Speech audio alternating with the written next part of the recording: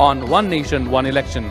Please put your hands and with a round of applause, please welcome Pradnya Bhagat. अखंड महाराष्ट्र के आराध्य दैवत छत्रपति शिवाजी महाराज, मंचस्थ समस्त विचारवंत और एक उत्तम दिशा में आकार लेता हुआ संपूर्ण युवागण। कुछ साल पहले हमारे देश के महान शास्त्रज्ञ और भारत के पूर्व राष्ट्रपति अब्दुल कलाम सर ने एक सपना देखा था कि हमारा भारत देश 2022 तक महासत्ता बनाना है। आज 2019 साल शुरू है।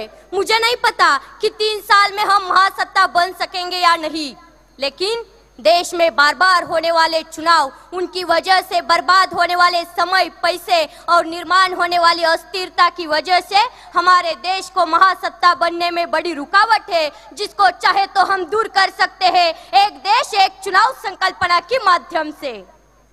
नमस्ते, मैं प्रज्ञा भगत छात्र संसद में युवाओं का प्रतिनिधित्व करते हुए अपनी बात रख रही हूँ। 2009 के लोकसभा चुनाव में चुनाव आयोग द्वारा खर्च हुई रकम थी 1700 करोड़।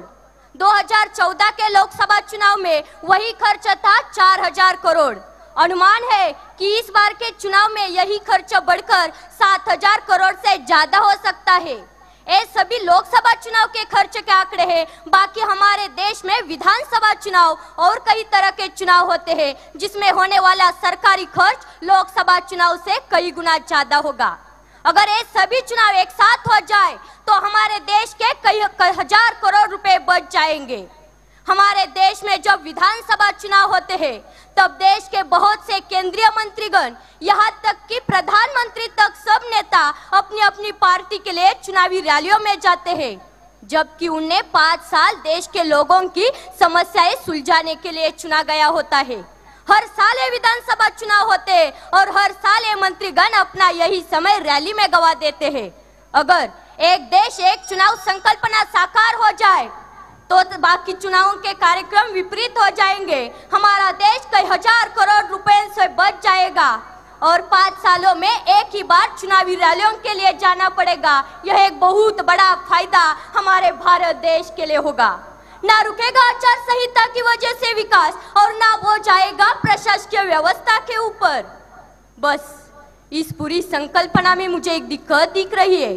अगर किसी लोकसभा या किसी विधानसभा में कम संख्या बल होने की वजह से कोई सरकार समय से पहले गिर जाती है या खारिज हो जाती है तो ऐसे समय में क्या किया जाए?